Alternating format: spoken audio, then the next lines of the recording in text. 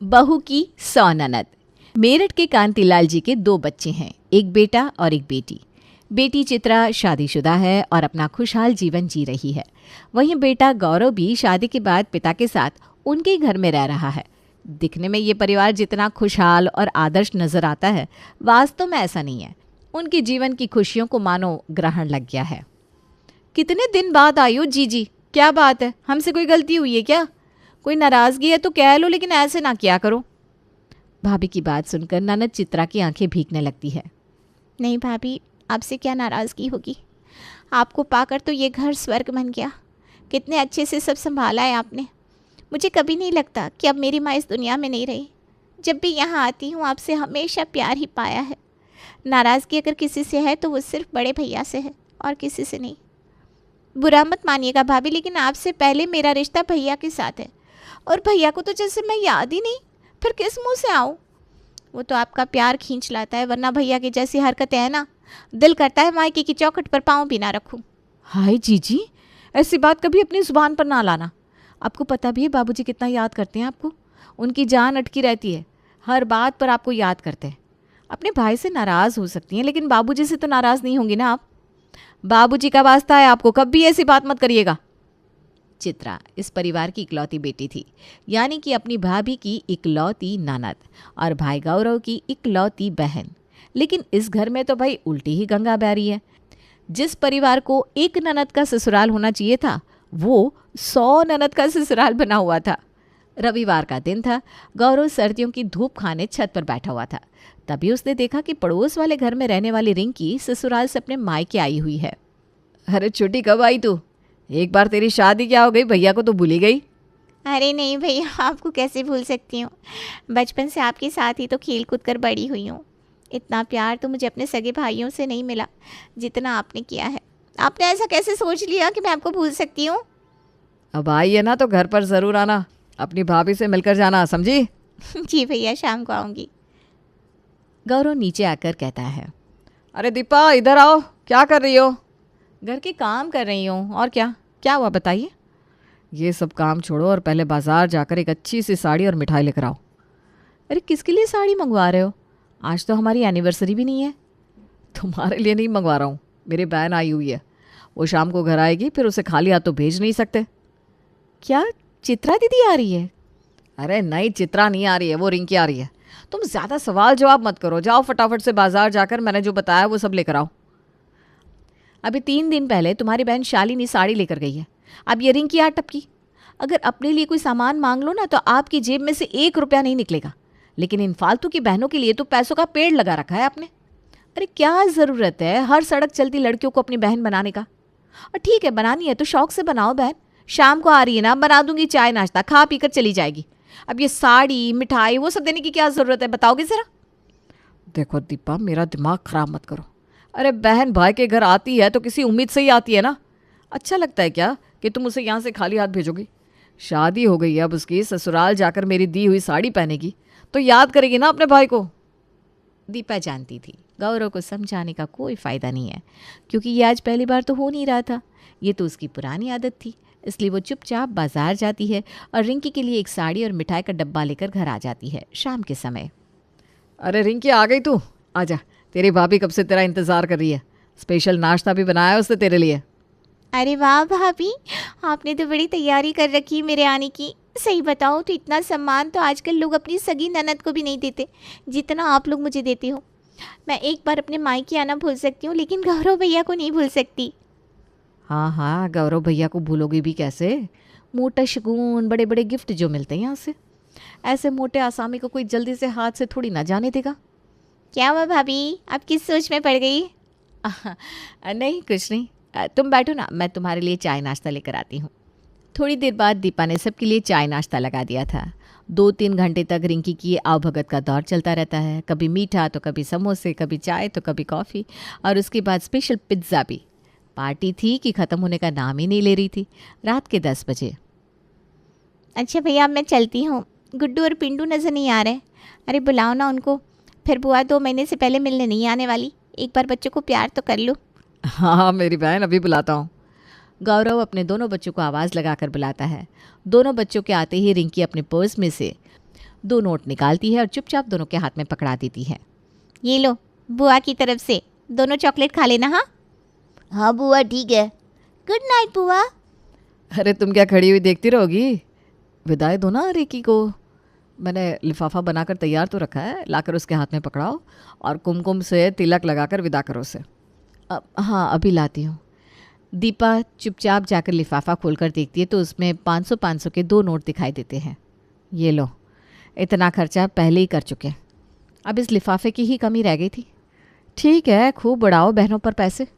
रिंकी के जाने के बाद दीपा अपने बच्चों के कमरे में जाती है। गुड्डू बेटा दिखाओ तो ज़रा, कितने रुपए देकर गई है बुआ तुम्हें? मुझे 50 दिए मम्मा। मुझे भी 50 दिए। ये होती है असली बहनें। यहाँ से 3,000 का माल बांध कर ले गई और मेरे बच्चों को 50-50 रुपये थमा दिए। इससे ज़्यादा फ़ायदे का सौदा और क्या हो सकता था, लेकिन क्या करे, हमारे पतिदेव की आंखों पर तो पट्टी बंधी हुई है, इनको कुछ समझ में ही नहीं आता। अभी रिंकी को गए हुए कुछ ही दिन हुए थे कि एक दिन गौरव के पास फ़ोन आता है। गौरव भैया पहचाना, मैं मनीषा इंदौर से।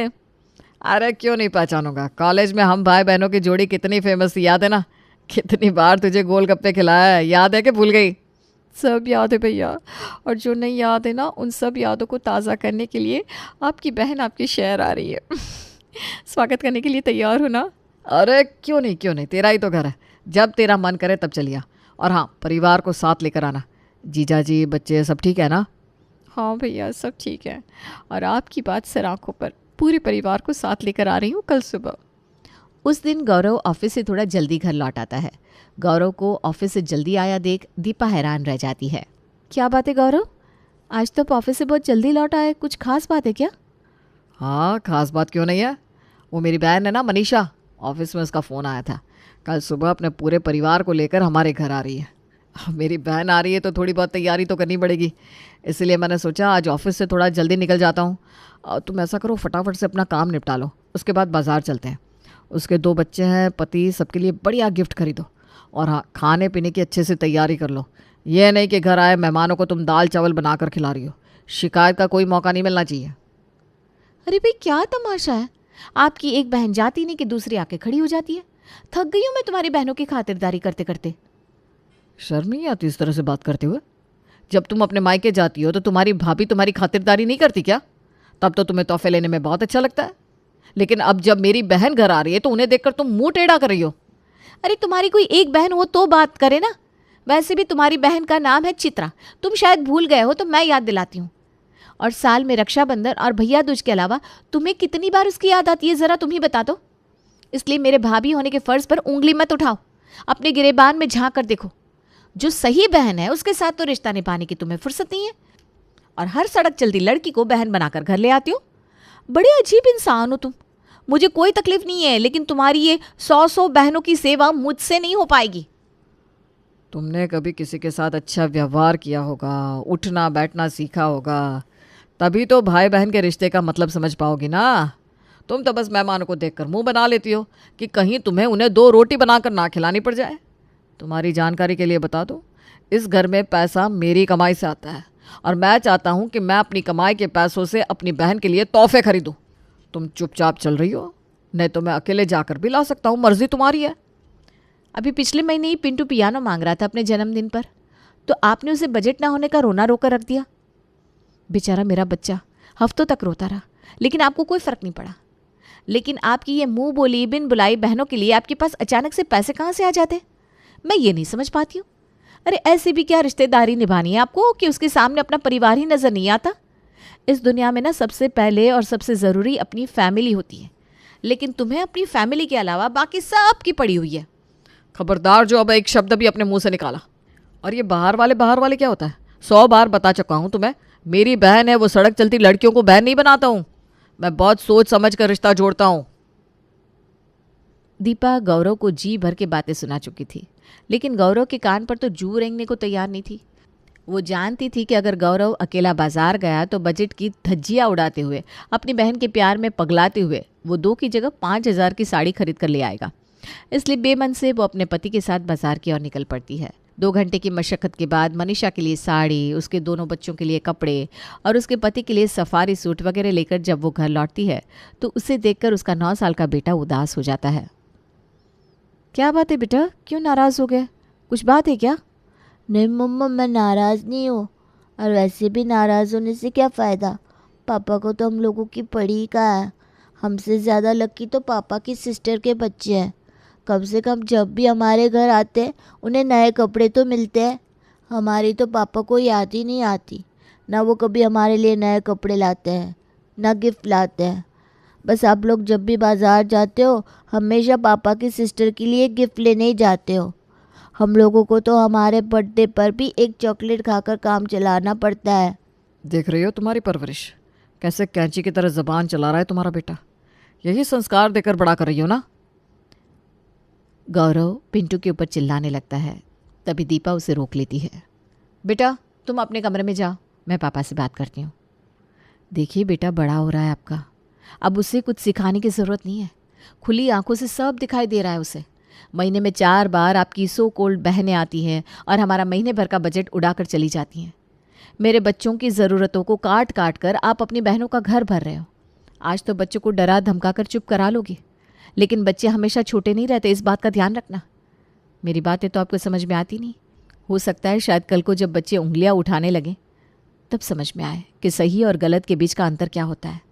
अरे बंद करो अपनी बकवास, थक गया हूं मैं तुम्हारे ये प्रवचन सुन सुन के। मुझे किसके साथ रिश्ता रखना है, कितना रिश्ता रखना है, ये सीखने के लिए मुझे तुम्हारी ज़रूरत नहीं है। तुम अपने मायके के रिश्ते कैसे निभाती हो मैं तुम्हें नहीं सिखाता, इसलिए तुम भी मुझे सिखाने की कोशिश मत करो। तैयारी में लगो, सुबह 9 बजे मेरी बहन घर पहुंच जाएगी। और हाँ, उससे शिकायत का कोई मौका नहीं मिलना चाहिए। बात आई समझ में? और अपने बिगड़ेल बेटों को भी समझा लेना, be nice with guest, okay?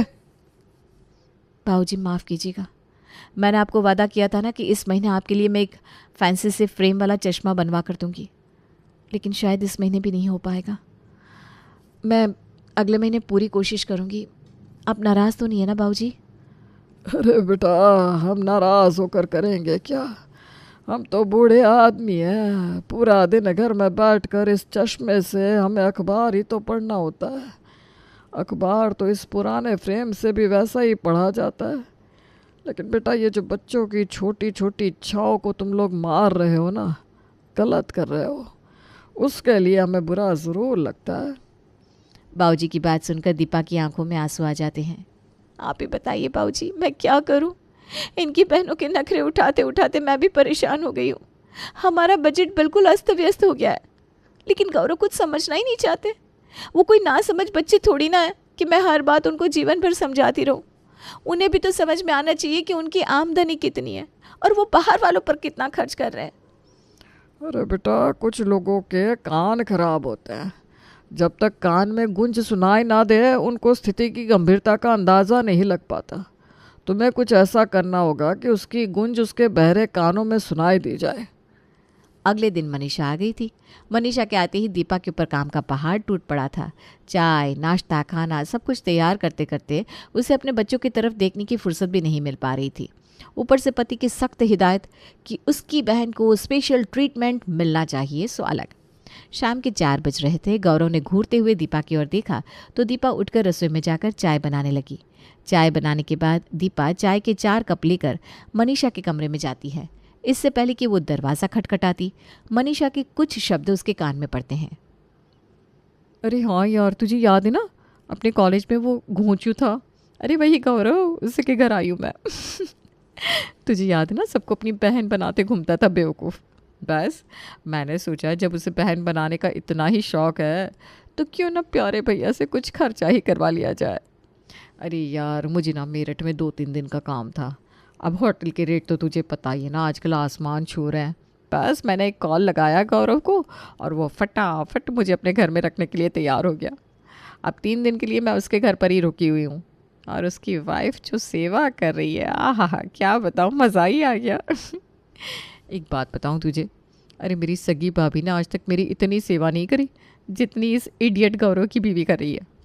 बस एक बात है, गौरव जैसे बेवकूफ़ को इतनी अच्छी लड़की मिली कहाँ से? आजकल ना दुनिया में ऐसी बीवियाँ चिराग लेकर ढूंढने से भी नहीं मिल रही है जो मुंह बोली बहन को ऐसे पलकों पर बिठा कर रखे। अरे यार, अब तो उसके यहाँ रुकी है बहन बन के, तो कुछ खर्चा तो तेरा भी हो रहा होगा ना। शादीशुदा बहन कोई भाइयों के घर खाली हाथ थोड़ी ना जाती है। अब उस घोंचू के लिए खर्च करे मेरी जूती, एक चवन्नी खर्च नहीं करने वाली मैं। तुझे पता है उसकी बीवी मेरे लिए साड़ी, मेरे बच्चों के लिए कपड़े और पता नहीं क्या क्या लाई है। बाय गॉड, ऐसे लोग नहीं देखे मैंने। मैं तो जाते टाइम 5-5 रुपए उन बच्चों के हाथ पर रखकर दफा करूंगी। मेरे पास इतने फालतू पैसे नहीं है कि यूं ही मुंह बोले भाइयों के ऊपर अपने पति की कमाई उड़ाती रहूं। वाह, ये हुई ना बात। ये हैसियत है मेरे पति की मुंह बोली बहनों की नज़र में, जिनके लिए ये कलेजा निकाल कर रखने को तैयार है।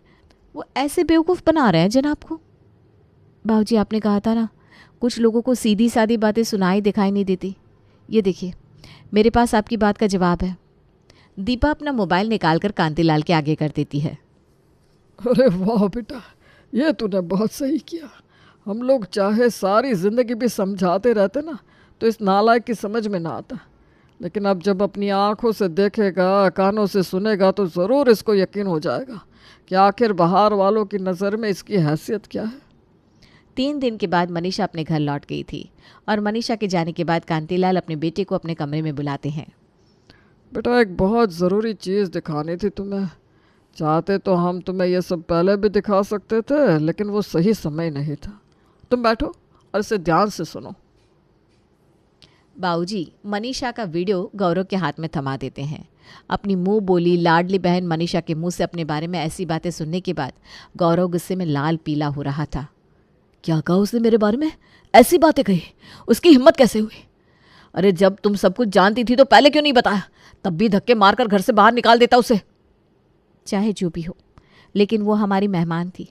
मेहमान को इस तरह से धक्के मारकर घर से निकालना हमारे संस्कार नहीं है। गौरव, तुम्हें बहनों पर प्यार लुटाने का इतना ही शौक है तो अपनी सगी बहन पर लुटाओ ना।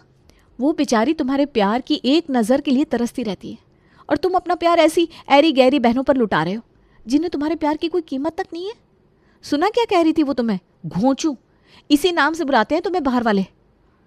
गौरव को अब अपनी गलती का एहसास हो गया था और वो बाहर बहने बनाने से कान पकड़ लेता है।